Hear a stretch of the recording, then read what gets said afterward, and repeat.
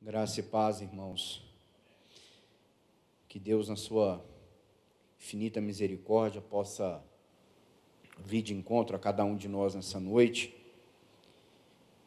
Que Ele continue operando pelo seu Espírito e pela sua palavra nos nossos corações. Vamos ter uma palavra de oração antes de abrirmos a Escritura. Encomendar ao Senhor esse tempo que nós vamos ter aqui. Pai bendito, mais uma vez nos encontramos na Tua presença. Eis aqui o Teu povo, eis aqui a Tua palavra. Cremos que o Teu Espírito também, aqui conosco e em nós, nos assiste em toda a nossa fraqueza, nos ajuda, nos habilita. Abre essa Escritura para nós, faz com que ela seja vida dentro de nós. Pai, nós te pedimos que o Teu falar seja fresco no nosso coração. Abre os nossos ouvidos. Senhor, nós queremos humildemente rogar ao Senhor. Às vezes achamos que somos competentes, que temos capacidade, a palavra continua sendo uma espada. E nós pedimos ao Senhor que prossiga o Teu trabalho em nós. Aprofunda a Tua palavra no nosso coração, que a cada dia ela mostre mais quem somos nós e também quem é o Senhor. É no nome de Jesus que oramos. Amém. Irmãos, o desejo dessa noite é de concluir essa primeira parte do capítulo 1 da Epístola aos Gálatas. Na semana passada fomos um pouco até exaustivos nessa questão da defesa do apostolado e não vi outro meio de fazê-lo e, portanto, até peço aos irmãos compreensão nesse sentido. Mas, irmãos, já temos agarrado algumas verdades acerca desta carta. Se abrindo aqui já no capítulo 1, talvez o tema deste capítulo seja, ao lê-lo, o perigo que corremos de nos afastarmos do Evangelho genuíno, do Evangelho de Deus. Irmãos, também já ouvimos as igrejas dessa região, as igrejas da Galácia, já eram igrejas aí por volta dos seus 10 anos de fundação. Portanto, aqui nós vamos lidar, ou Paulo vai lidar com problemas um tanto quanto diferentes daqueles que ele lida, por exemplo, com os coríntios. Portanto, aqui a Epístola de Gálatas, poderíamos dizer assim que é uma epístola mais direta. Porque o problema dos Gálatas, ele é um problema um pouco diferente do problema que os coríntios enfrentavam. Por exemplo, Paulo vai dizer a eles que eles estavam aperfeiçoando na carne. Veja que os Gálatas, de alguma forma, estavam procurando aperfeiçoar-se. Eles estavam procurando, de alguma maneira, ser perfeitos. E quem não gostaria de ser assim? Mas aqui, irmãos, o problema ele é um pouco mais delicado, porque os Gálatas podem representar aquilo que Pedro fala, uma aparência de piedade. Porque eles estavam querendo essa perfeição, mas na carne, e não no espírito. Portanto, os problemas aqui são de ordem mais complexas. E por isso nós também já falamos, essa introdução ela vai direto ao ponto. Quando você pega uma carta, um e-mail, logo nas primeiras linhas, já fica muito claro o que aquela pessoa ou aquele autor quer dizer. E aqui, com esta carta, não é diferente. Paulo é direto, Paulo é incisivo. Ele trata logo com aquilo que precisa ser tratado.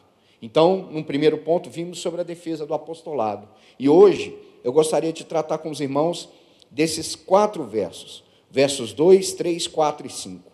Então, abra comigo aí, se você puder acompanhar a leitura. O verso 2 diz assim: e todos os irmãos, meus companheiros às igrejas da Galácia.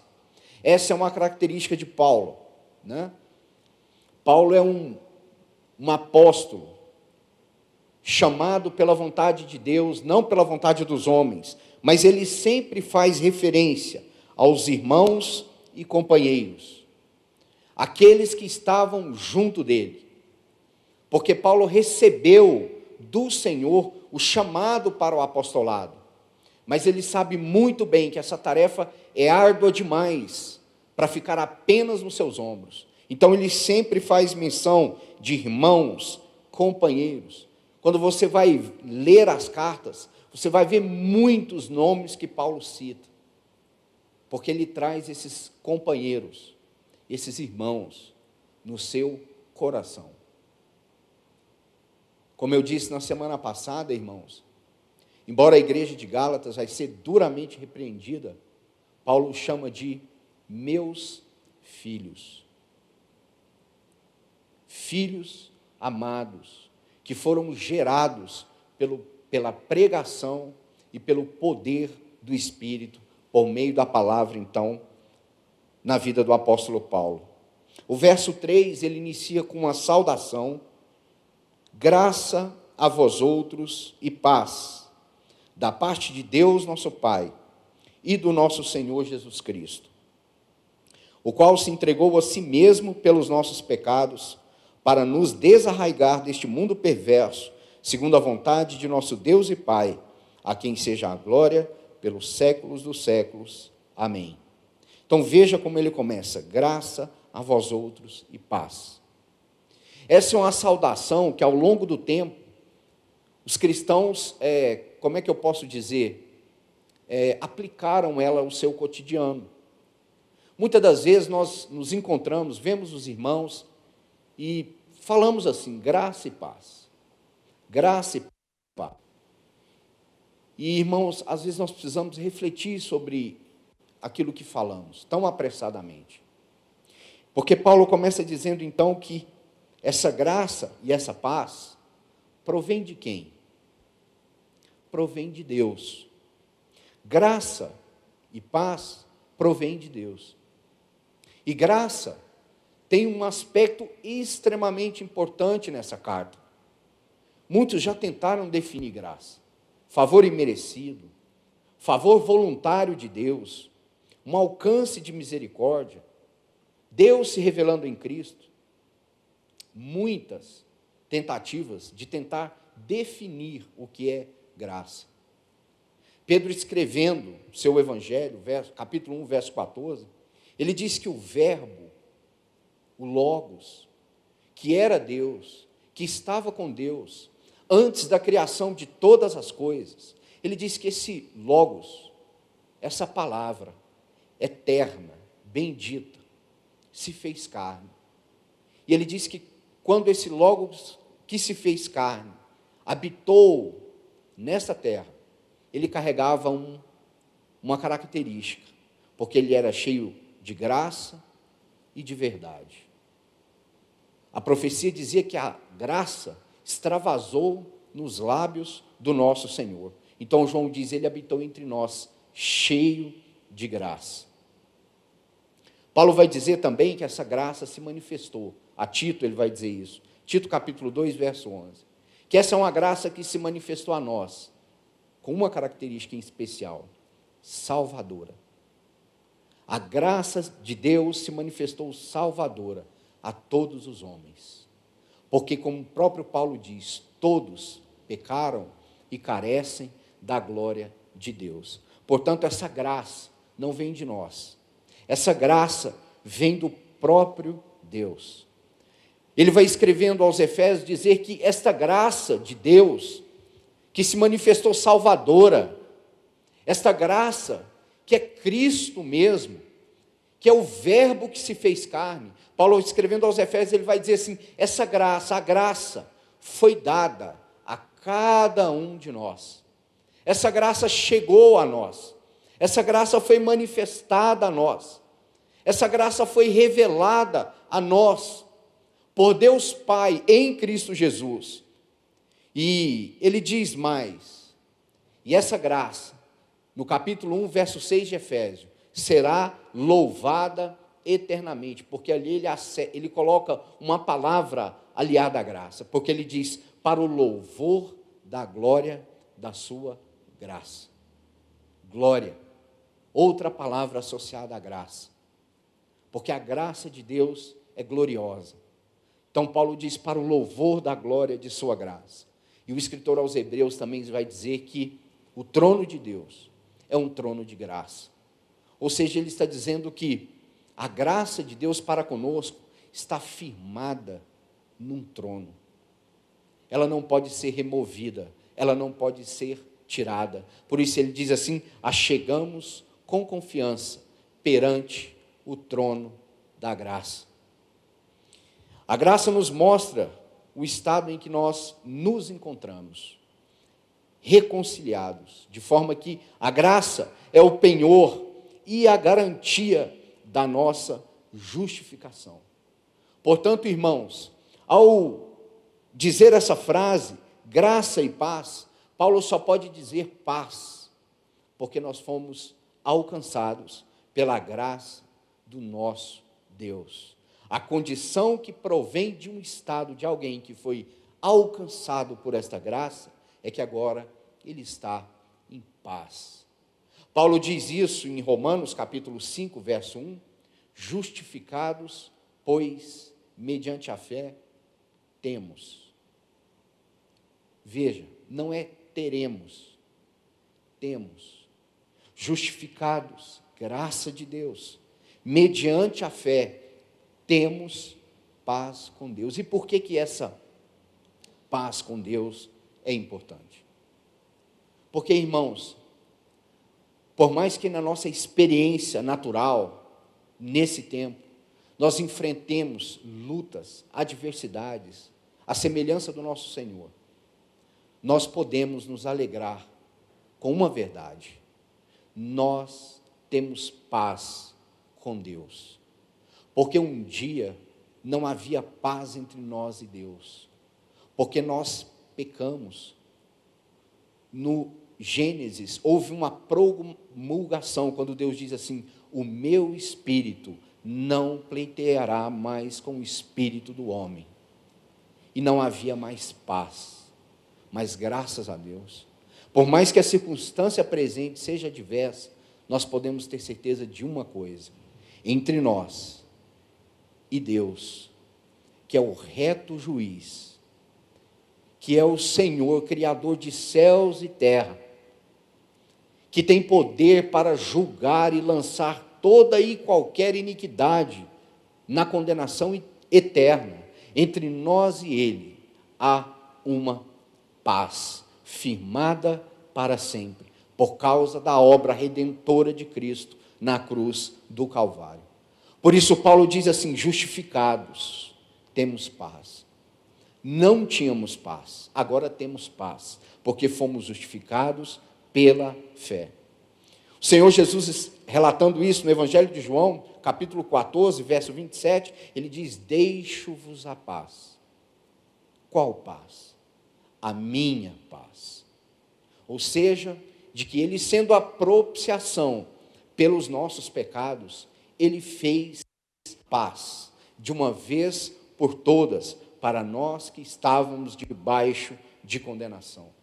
Pedro, falando sobre isso em Atos capítulo 10, verso 36, quando ele descreve aquela visão daquele grande lençol, ele diz assim, esta é a palavra que Deus enviou, apontando para que agora o Evangelho de Deus então pudesse romper o aprisco de Israel e alcançar povo de toda língua, tribo e nação. Ele diz assim, esta é a palavra que Deus enviou, anunciando-os, trazendo, fazendo conhecer o Evangelho da paz, por meio de Cristo. Essa paz, ela é tão inexplicável, que em Filipenses Paulo vai dizer assim, essa paz ela excede todo entendimento. Porque como nós, que éramos pecadores, podemos nos aproximar diante de Deus, sabendo que entre Deus e nós existe paz. Por isso Paulo diz assim, essa paz ela excede o nosso entendimento, mas ela faz uma outra coisa também. Ela guarda as nossas mentes e os nossos corações, porque agora nós não estamos mais debaixo de condenação, nós estamos em paz com Deus, porque fomos justificados pela redenção que há no sangue de Cristo Jesus. Aos Colossenses ele vai dizer isso, seja a paz de Cristo, o arbítrio em nossos corações. Portanto, irmãos, lendo essas duas palavras, nós precisamos ter isso em mente. Graça e paz não vem de nós. Graça é um favor de Deus para nós, que não merecíamos nada, senão condenação. Mas a graça de Deus nos alcançou. E agora essa outra palavra também chega para nós. Temos paz. Isaías capítulo 9, naquela linda profecia, ele diz que aquele guerreiro deveria baixar a sua arma, jogar a sua roupa fora, porque a guerra havia se findado. Nosso Senhor Jesus enfrentou essa batalha no nosso lugar, porque nós não poderíamos contender com Deus, porque nós estávamos julgados por causa do nosso pecado. Mas Cristo, então, na sua morte substitutiva, entrou no nosso lugar, nos redimiu do nosso pecado e conquistou para nós uma paz com aquele que os anjos escondem o rosto e cantam: Santo, Santo, Santo é o Senhor. Por isso o escritor aos Hebreus vai dizer que nós podemos nos aproximar com toda intrepidez. Você sabe, irmãos, lá no Sinai, naquele monte, havia um limite colocado, porque o povo não podia se aproximar de Deus, porque se eles aproximassem da santa majestade de Deus, todos eles pereceriam. Mas o que Cristo fez na cruz do Calvário foi justamente prover para nós um caminho, para que nós pudéssemos ser então reconciliados, para que nós pudéssemos entrar com intrepidez, com toda a confiança, e saber que não há mais condenação para aqueles que estão em Cristo Jesus. Esse é o entendimento de Paulo acerca dessas verdades. E aí o verso, então ele diz, graça e paz da parte de Deus nosso Pai e do nosso Senhor Jesus Cristo, porque agora por causa da obra de redenção, Deus, que é o Pai do nosso Senhor Jesus Cristo, é também o nosso Pai e do nosso Senhor Jesus Cristo. E aí ele entra no verso 4, que para mim seria o coração dessa epístola, seria o verso, talvez, mais importante desta epístola. Eu sei, irmãos, que se nós fizéssemos uma enquete livre aqui, e disséssemos para cada um dos irmãos, cite o seu versículo preferido na epístola aos Gálatas. Muitos poderiam citar, por exemplo, Gálatas 1,16, aprove a Deus revelar seu Filho em mim. E que texto glorioso é esse? Outros poderiam citar Gálatas 2,20, Cristo vive em mim. Que gloriosa verdade! Paulo diz que agora Cristo vive nele. Ou também poderíamos citar Gálatas 4,19, Cristo sendo formado em nós. Ou seja, Cristo revelado, Cristo vivendo, Cristo formado, tudo isso compõe para nós um quadro muito glorioso. Mas nenhum desses versos seria possível se esse verso de número 4 não estivesse colocado aqui aonde ele está. Porque Paulo, então, logo no início vai dizer, o qual se entregou a si mesmo pelos nossos pecados. Veja a referência que ele faz. Nenhuma dessas bênçãos que nós nos referimos agora seria possível se Cristo não houvesse se entregado. Sabe o que Paulo está querendo dizer aqui para os Gálatas, irmãos? Com toda a problemática que ele vai tratar nessa carta, tem uma pedra fundamental.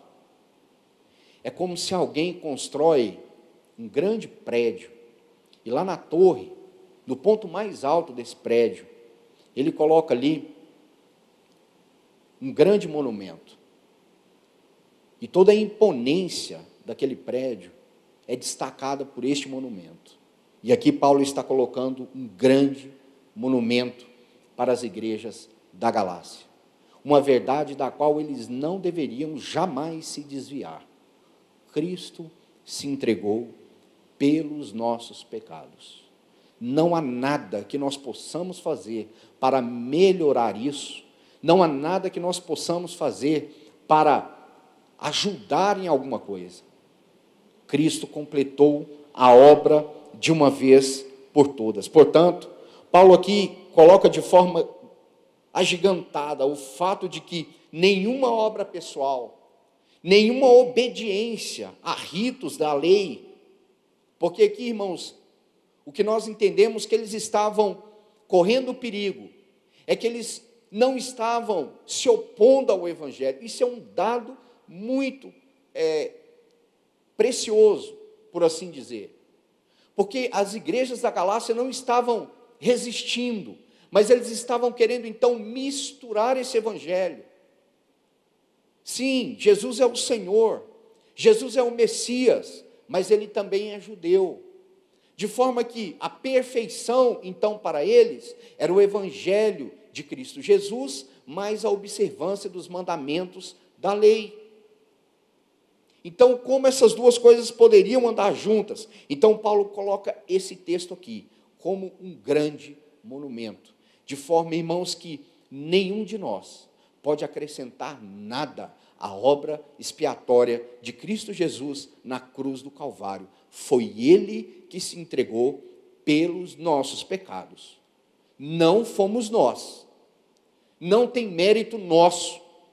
Não tem o dedo nosso. Não tem contribuição nossa. E não há nada que nós possamos fazer no momento presente que venha trazer mais glória a esta obra. Foi Ele que se entregou. Foi Ele que decidiu se entregar. É isso que o Senhor coloca de forma tão destacada no Evangelho de João, capítulo 10, verso 17 e 18. Um texto muito conhecido dos irmãos. Ele diz assim: por isso o Pai me ama, porque dou a minha vida. Era dele a vida, e ele deu a sua vida para tornar a tomá-la, porque ele tinha poder para dar e para reaver, porque ele é Deus. Dou a minha vida para tornar a tomá-la. Ninguém a tira de mim. Não eram os romanos, não eram aqueles que escolheram soltar Barrabás e prender a Cristo.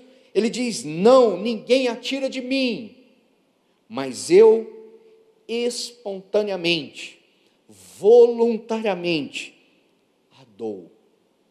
É isso que Paulo está dizendo. Ele se entregou, porque se ele não se entrega, ninguém pode o tirar.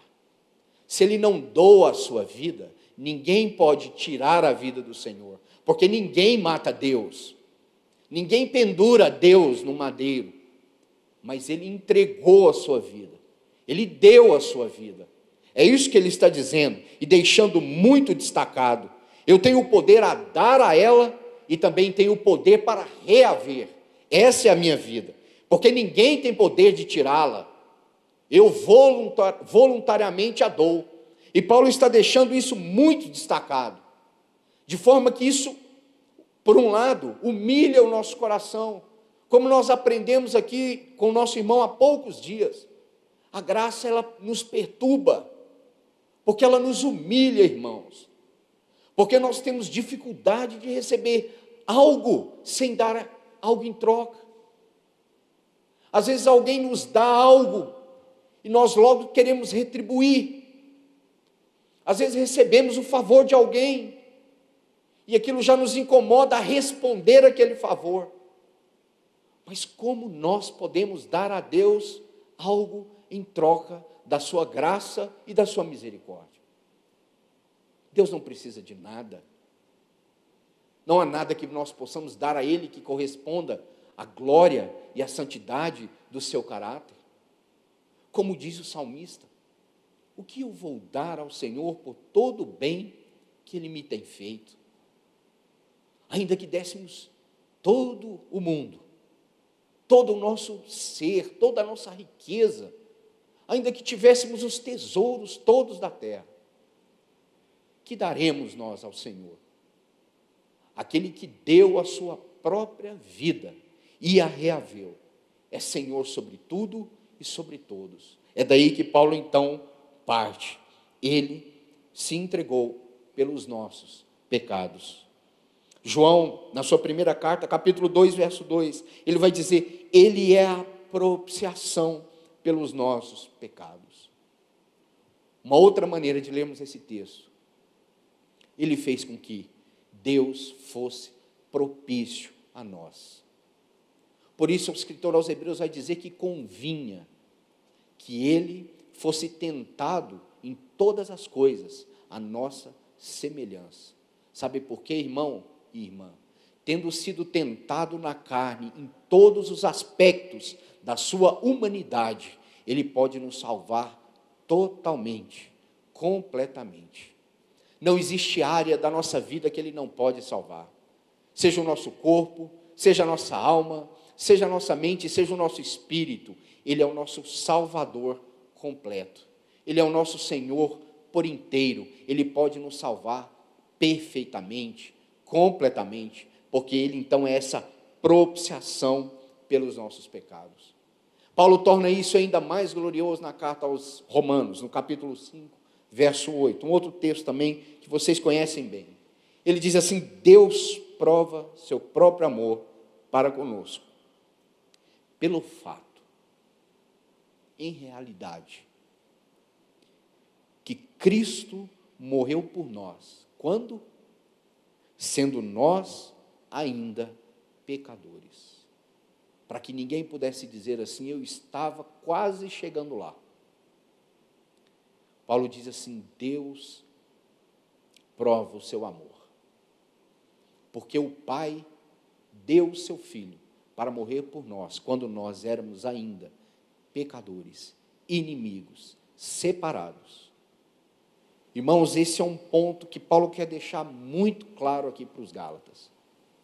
Porque, irmãos, se essa é uma igreja, digamos, mais avançada, quantas vezes, na nossa caminhada com Cristo, nós vamos desenvolvendo atitudes de independência. Às vezes vamos nos cansando da vida de piedade, da vida devocional. Às vezes vamos nos cansando da vida de santidade e vamos tomando uma forma, uma casta, e vamos agregando algumas coisas. Como também foi falado, irmãos, se nós temos que contextualizar o texto, eu sei que ninguém aqui está querendo ser judaizante, ninguém aqui está querendo fazer uso de quipá, de tocar chofar, de fazer rituais e sacrifícios, nada disso. Mas, meu irmão, será que não há nada no nosso coração que nós temos aliado ao Evangelho, de forma a querer dizer que nós somos merecedores de alguma coisa? Ou seja, será que nós não estamos em algum aspecto do nosso viver tentando nos aperfeiçoar na força da carne? Então, em 2 Coríntios, capítulo 5, verso 21, Paulo dá uma outra sentença assombrosa. Aquele que não conheceu o pecado, ele o fez pecado por nós. Irmãos, que texto impressionante é esse? Porque o nosso Senhor não conheceu o pecado, mas Ele levou os nossos pecados naquela cruz, onde Ele foi crucificado. Ele não conheceu o pecado, mas se fez pecado no nosso lugar. Então ele diz: o qual se entregou a si mesmo pelos nossos pecados. E aí ele conclui esse verso dizendo: para nos desarraigar deste mundo perverso. E aqui uma outra palavra: desarraigar. A palavra aqui aponta para arrancar, livrar, tirar, remover com poder. Então veja, Cristo se entregou pelos nossos pecados para nos arrancar, nos tirar com poder. Do que diz ele?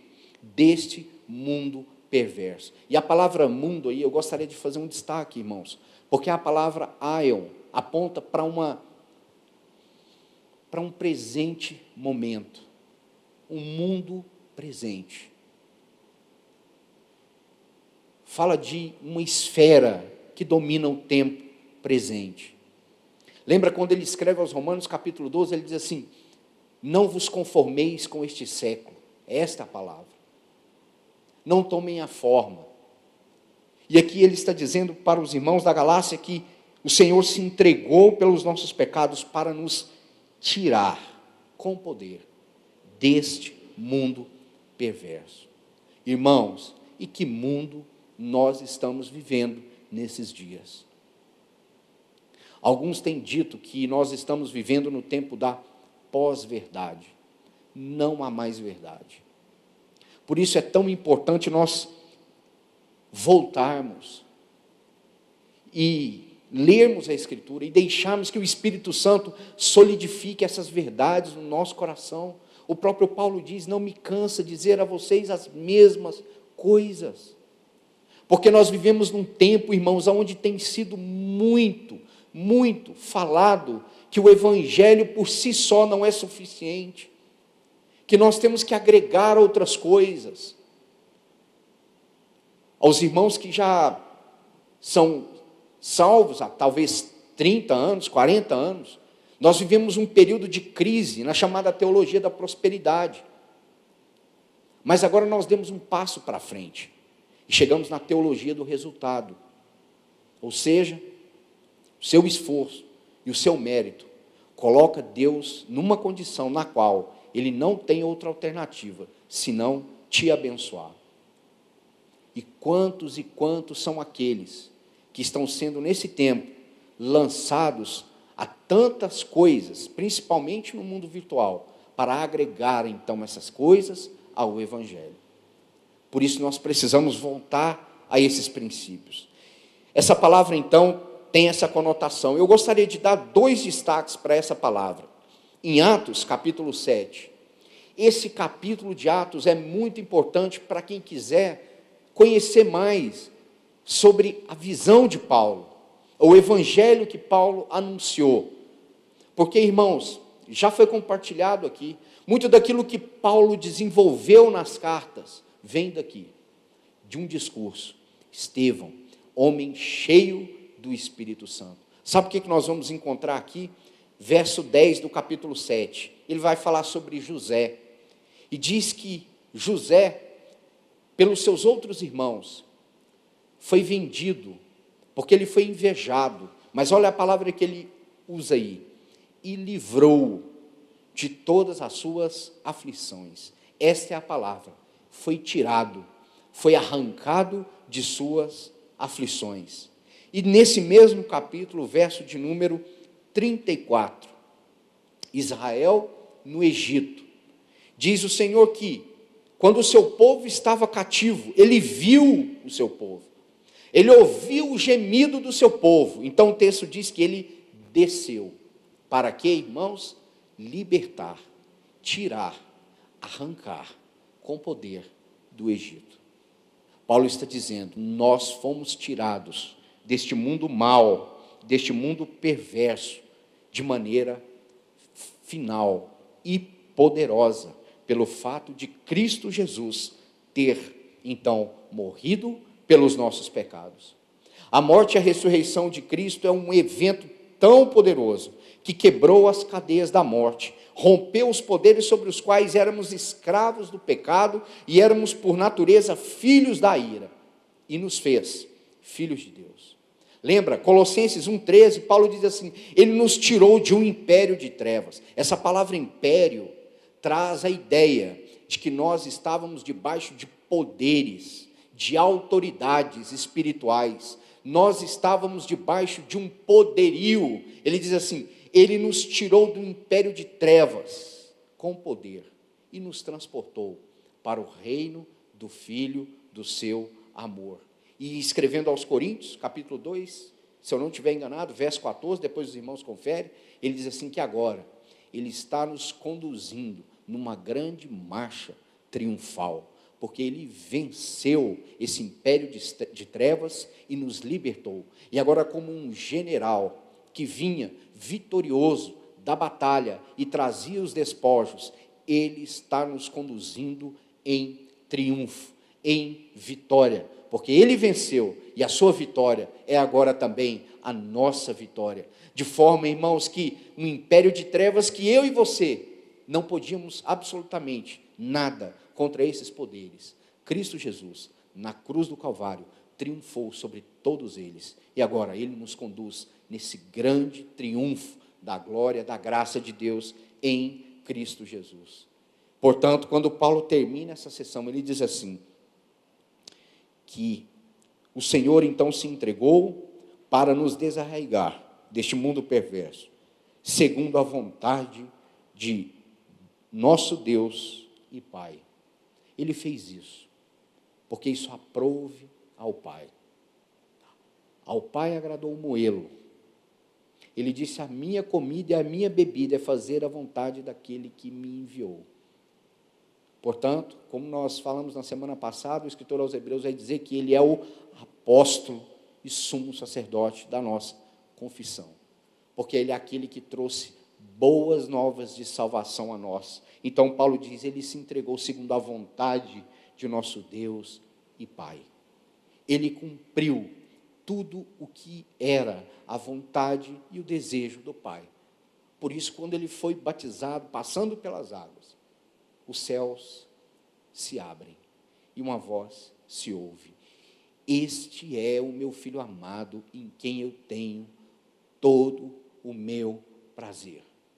É como se Deus estivesse dizendo, a minha vontade não poderia prosperar de forma melhor.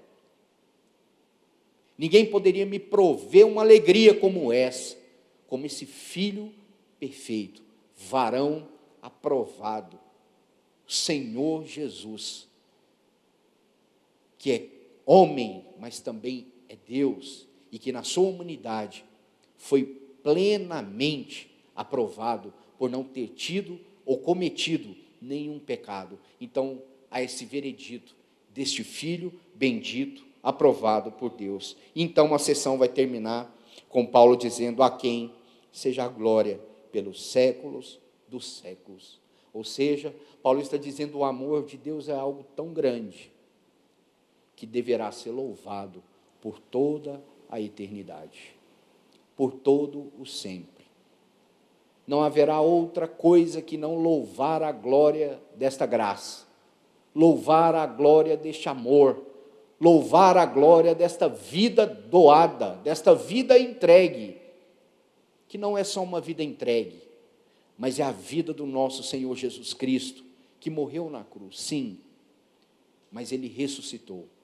E quando ele ressuscitou vencedor sobre tudo e sobre todos. E agora ele está assentado à destra de Deus na majestade das alturas. Graça e paz no contexto aos Gálatas, para concluirmos. Aponta para que toda a condição presente dos salvos em Cristo não provém deles mesmos e nem dos seus esforços pessoais. É nosso Deus e Pai que nos ama e assim nos guarda e nos coloca debaixo de suas mãos poderosas. Oh, irmãos, talvez aqui somos a maioria, irmãos já de longa caminhada. Será que algo mudou? Será que não há algo que nós podemos fazer para melhorar? Ainda precisamos ouvir que toda boa dádiva e todo dom perfeito vem do alto, vem de Deus. Por isso essa graça, essa paz, essa reconciliação, nada disso vem de nós, vem do próprio Senhor. Um outro ponto, a oferta de Cristo por nossos pecados, segundo a vontade do Pai, é a mensagem central do Evangelho. São as boas novas de salvação. E aí, irmãos, essa tem sido a nossa apreciação? Será que essa tem sido uma verdade no nosso coração que tem queimado os nossos corações? Será que não temos nos afastado do verdadeiro evangelho e nos misturado com outras coisas? Será que a figura do salmista nós não precisamos orar? Restitui-nos a alegria da salvação, de saber que fomos amados incondicionalmente, de saber que fomos perdoados incondicionalmente, de saber que somos aceitos como filhos de Deus. Será que quando vamos caminhando, essas coisas não vão ficando mais escuras para nós? Talvez vamos nos acostumando, talvez vamos nos esquecendo. Irmãos, que o Espírito Santo nesses dias venha mostrar com clareza para nós a perfeição da obra de Cristo. Porque isso para nós é descanso, isso para nós é segurança, e isso para nós é garantia de quê? De que nós um dia estaremos na sua presença gloriosa. Porque Ele virá como Senhor, Ele virá como aquele que venceu e nos reunirá de novo na sua gloriosa presença. O último ponto: a morte de Cristo tem em si o poder pelo qual não vivemos mais como escravo desta era e do tempo presente. Há uma declaração de Paulo aqui no final de Gálatas, capítulo 6, último verso, eu gostaria de ler com os irmãos, Gálatas 6, verso 14. Paulo diz assim: mas longe esteja de mim gloriar-me, senão na cruz de nosso Senhor Jesus Cristo. Meu irmão, aonde estava a glória de Paulo? Na cruz de nosso Senhor Jesus Cristo. Ele diz assim: longe de mim gloriar, senão somente na cruz do nosso Senhor. Irmãos, se alguém que pudesse se gloriar pelas coisas que ele fez, por sua obra, por seu trabalho, por seu labor, esse seria Paulo. Por que ele não diz: eu me glorio na minha obra, naquilo que eu pude realizar, nas viagens missionárias, nas igrejas? Mas ele diz assim: a minha glória está na cruz de Cristo, porque ela desceu uma sentença para o coração de Paulo. E qual sentença é essa? Pela qual, pela cruz, olha o que ele diz: o mundo está crucificado para mim. Ou seja, o mundo não fazia sentido no aspecto de que Paulo agora aguarda, ou aguardava, aqueles novos céus e nova terra. E às vezes nós até achamos que, de alguma maneira, nós podemos declarar: o mundo está crucificado para mim. Eu não tenho prazer neste mundo. Mas veja que ele prossegue o texto dizendo assim: pela qual o mundo está crucificado para mim e eu para o mundo. E aqui fala muito ao meu coração. Como é o meu coração para com este mundo? Por um lado, o mundo está crucificado, o mundo está condenado. Mas e o meu coração para com o mundo? Paulo diz assim: o mundo está crucificado para mim, mas eu também estou crucificado para o mundo. Paulo está dizendo: há uma sentença entre eu e o mundo. E essa sentença é final. Por isso, escrevendo aos Coríntios, ele diz assim: eu decidi nada saber entre vós, senão Cristo Jesus e este crucificado. Porque ele vai dizer: a partir de agora não conhecemos ninguém segundo a carne, senão por meio de Cristo. Irmão, como está o teu coração em relação a este mundo? Sabe, irmãos, nós ainda temos que trabalhar, nós ainda temos que estudar, nós ainda temos que criar filhos, muitas coisas, muitas responsabilidades. Mas, de alguma maneira, que o Espírito Santo renove os nossos afetos por aquilo que ainda se cumprirá em nossas vidas. O dia que veremos o nosso Senhor, e veremos novos céus e nova terra. E não haverá mais dor, não haverá mais morte, não haverá mais choro, e nós estaremos então diante do Senhor para todo o sempre. A nossa glória é Cristo ou nossas obras? A nossa glória é Cristo ou as nossas motivações pessoais? A nossa glória é Cristo ou os nossos talentos, aquilo que aprendemos a fazer para Ele? Irmãos, que a glória do nosso viver seja tão somente o Senhor. Sabe que isso Paulo coloca lá aos Coríntios, e ele foi falado como que um fraco. E há tanta conjectura sobre isso, mas o contexto me leva a crer o seguinte, que eles consideraram talvez isso uma dificuldade. Mas é só essa a mensagem? Isso não soa tão simples?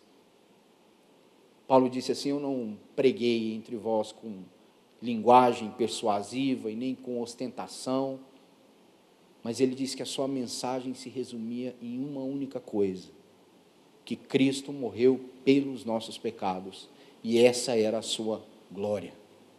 Que essa seja a glória para nós também, irmãos, de forma que não há ninguém melhor que o outro. Todos nós estávamos condenados, mas graças a Deus, fomos amados por Ele. E agora podemos dizer, pela graça, sou o que sou, filho de Deus. E, portanto, que venhamos desfrutar dessa condição, com mais fervor, com mais alegria, com mais solidez. Que nesse tempo, nós possamos redescobrir essas verdades, e o nosso coração, então, seja pastoreado por esta graça, por esse amor, por esta glória, que Paulo, então, enaltece, logo na introdução dessa carta. Deus nos abençoe, que Ele possa continuar falando a cada um de nós. Vamos orar. Senhor, aqui estamos diante da Tua palavra. O Senhor conhece cada um de nós. Muitas das vezes nós queremos fazer algo, nos achamos potencialmente suficientes, mas a Tua graça esmaga o nosso coração, porque o Senhor nos dá aquilo que nós não merecíamos. Senhor, longe de nós nos gloriar em nós, longe de nós nos gloriar em nossas obras, em nossos talentos, em nossos dons, mas que a nossa alegria seja essa cruz bendita, essa cruz que encerrou um capítulo negro na nossa vida e nos fez renascer para uma novidade de vida em Cristo Jesus. Senhor, abençoa cada um dos irmãos, das irmãs que estão aqui nessa noite, que a verdade do Teu Evangelho possa arder no nosso coração, que nós possamos desfrutar disso, Senhor, em realidade, em espírito e em verdade. Senhor, não achando que nós podemos dar algo, ou fazer algo, ou acrescentar algo, mas tão somente nos gloriar na obra completa de Cristo Jesus. Pai, são dias tão difíceis, são tempos tão complexos, mas graças ao Senhor, essa vida que foi doada, esta vida que foi entregue, ela é poderosa para nos tirar com poder deste presente mundo mau. Senhor, continua então operando em nós, que o Teu Espírito continue falando a cada um de nós, Senhor, nos preparando para aquele grande dia, e que o nosso coração seja cada dia mais confirmado na fé e na graça do nosso Senhor. Não importa quanto tempo temos de caminhada, mas importa que o Senhor tem poder para fazer novas todas as coisas.